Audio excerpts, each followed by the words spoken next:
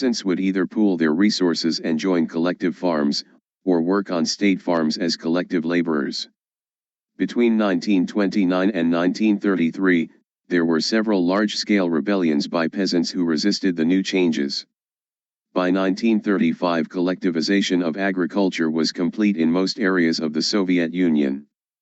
The Soviet Union's economy and industry did grow, but collectivization was achieved only with the suffering and sacrifice of the Russian people. For example, the richer, landowning peasants disparagingly labeled kulaks or tight-fisted were portrayed by the Bolsheviks as class enemies because of their opposition to collectivization.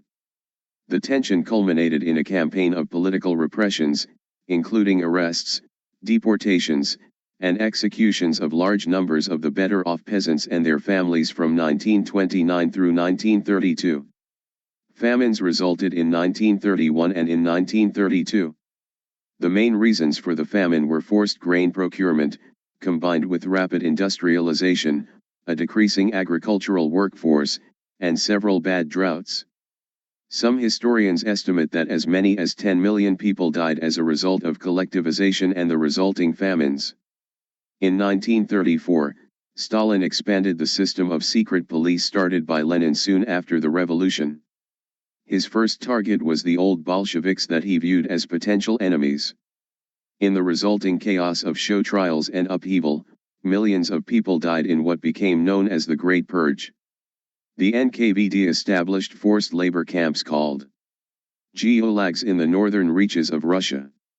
One image source, https://commons.wikimedia.org/wiki/file:/gulag_prisoner_stats_1934-1953.png. Siberia. Most victims of the purge were either executed or sentenced to these camps where forced labor, poor food, and freezing temperature took many lives. In 1938, the terror subsided, but not before millions were sent to gulags and all of Stalin's potential or imagined enemies were eliminated. In their absence, Stalin was free to develop a cult of personality around himself as loyal party members wrote songs of praise to him and rewrote history texts for school children. Through the use of propaganda and indoctrination, the Soviet people revered Stalin as a godlike savior. In the 35 years of Stalin's dictatorial rule, 20 to 25 million of his own people were killed, making him the second greatest mass murderer in history.